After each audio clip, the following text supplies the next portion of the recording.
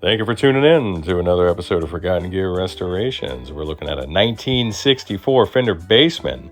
This old tuxedo is from the juicy 6G6 era. One of my favorites. Matter of fact, this thing was sitting in an attic for many, many decades until about 1992 when it was gifted to its current owner. And that's about the last time it saw any action. Kind of sounds like some of us. We're going to go through this thing piece by piece. Some of it I'm going to have to gloss over because it's a busy day. Don't forget to like, subscribe, share, do the whole thing. We're going to get some sound samples about midway through, and then I got to do a minor cabinet repair on this thing. I hope this finds you and yours well. Bye.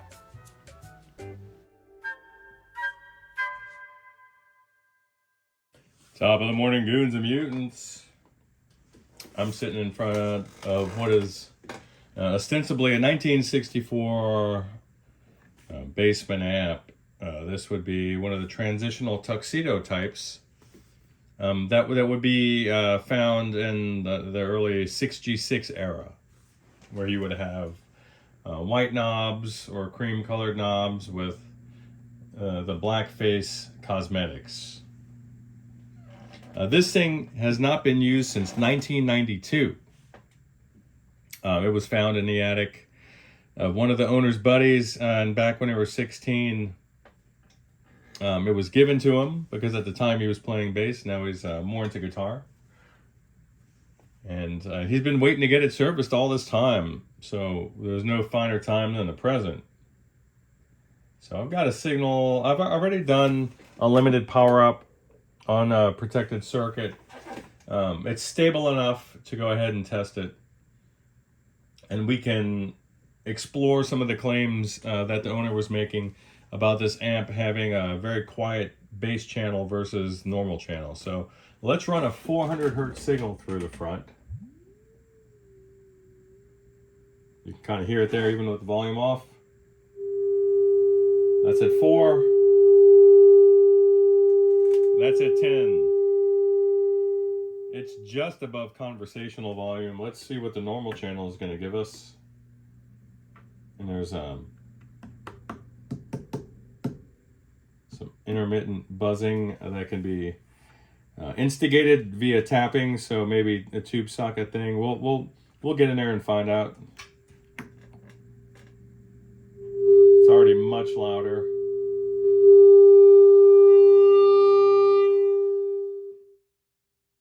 So we don't need to take it any further than this. Let's rotate this lady around and have a look at what's going on out back. No offense, Brad. So I'm hoping the cleat hasn't separated, but I'm kind of feeling like it has, because there's a ripple of unadhered Tolex here, and then you can see that the two screws are in place. Watch this. So, I mean, if that's the case, then I'll make that little repair for you. It's not a big deal. So let me get this back panel off. And I do hope you guys out there are doing well. I'm kind of under the weather. Just a weird mixture of like allergy kind of symptoms and fatigue. And I did a cursory dusting. Okay, let's see what we're dealing with here. Are these the original? These are the original little pan heads. So we're missing one down here in the lower right-hand corner. I'll see what I have. I don't really have any of these guys as far as I know, but I need to order some because I'm always missing them.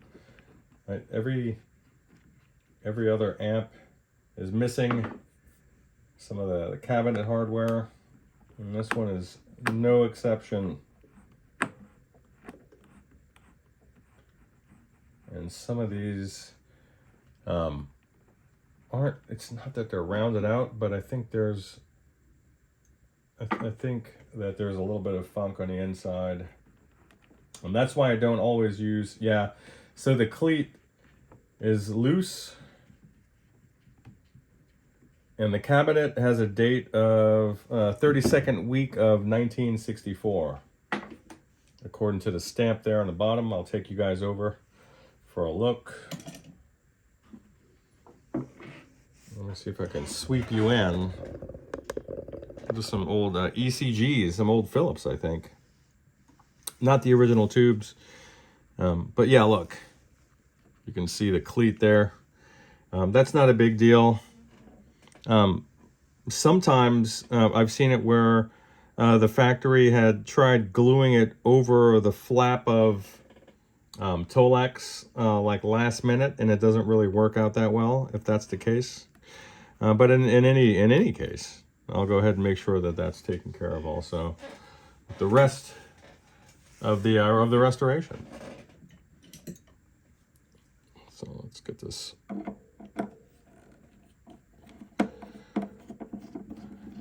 strain relief off there. I need those bits of hardware and then these guys as well. I'm always lacking. And there's a bit of the original tube chart left. Now let's see if you guys can, on the way over there, if you can kind of see that right there. It says NA 3264. There you go. And that tube chart back there. Let's pop these preamp tubes off. Actually, let's just get this thing out of the cabinet. What am I doing?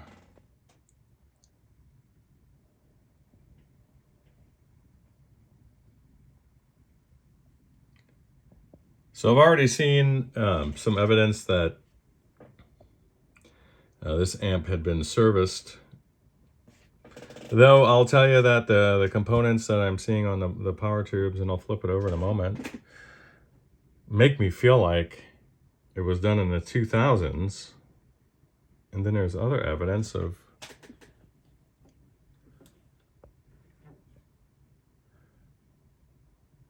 that's a bias trimmer pot, the sort that usually has a locking nut that goes over that threaded barrel of the cone near the bottom, and what it does is as it's tightened, it puts additional pressure against that screw head, essentially stopping it from being adjusted inadvertently. So that's new. Look how cool that is.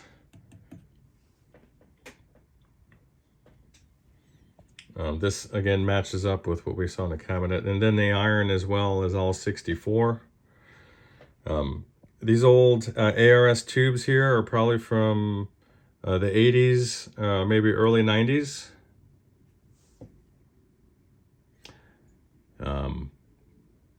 Let me pop off this doghouse. I have a feeling that was addressed. Stand by. All right, so you can kind of see what's going on here.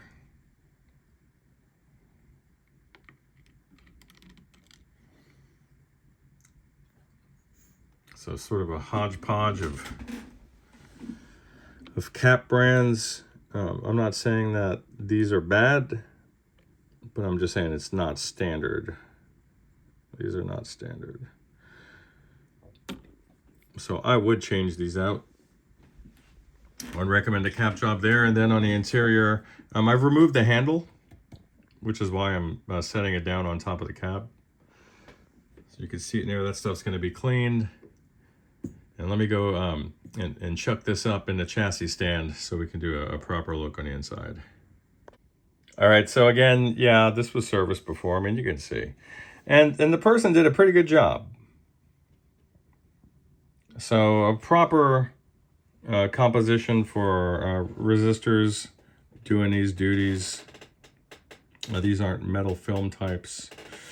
So a handsome job and a good component selection. Alan Bradley was not having these types of pots made in Mexico back in the early 60s. So this was added on later, and that's okay.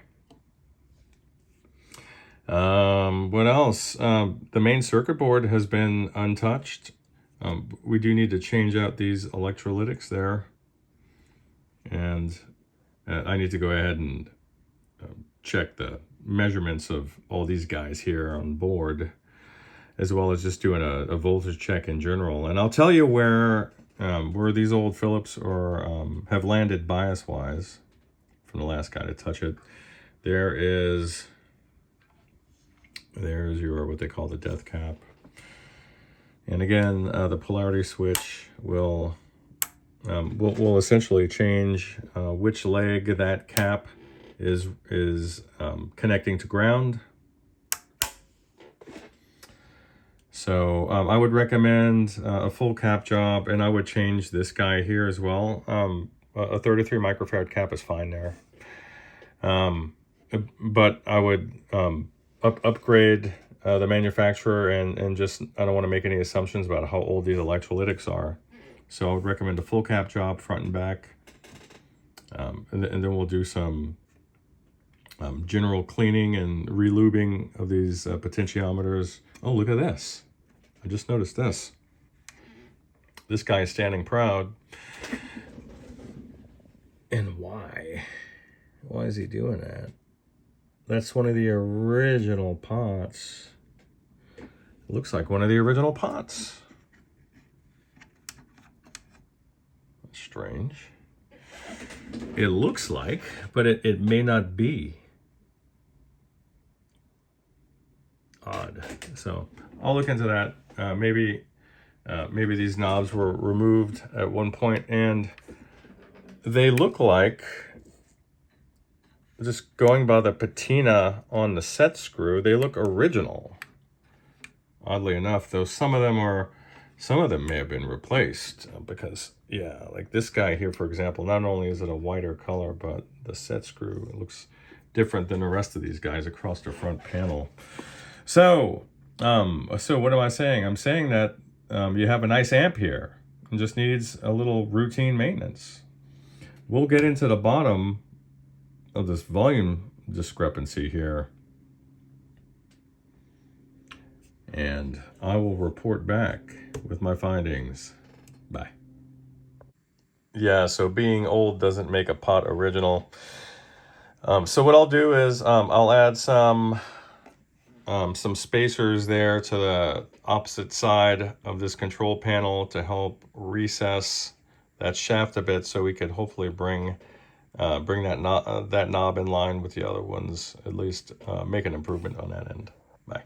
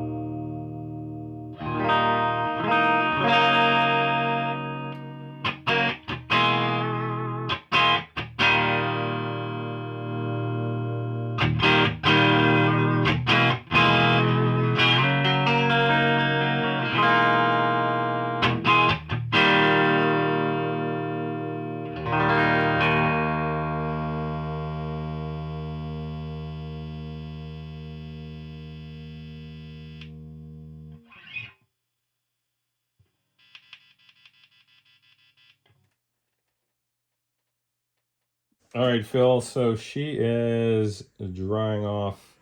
I did a little scrub down and a dusting inside of here. But this is what I'm focused on now. You can probably see. So I'm going to actually, I'm going to flatten these out. Or I may straighten them out and see if I can get these back in their holes. And then I'll go ahead and run some glue there, and we'll clamp it overnight, and she'll be rock solid again. All right, and then we're just going to leave her be overnight, and then come morning, the bond will be stronger than the wood itself.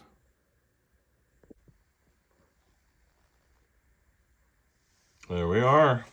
And it's probably hard to tell, but she's a lot cleaner than she was.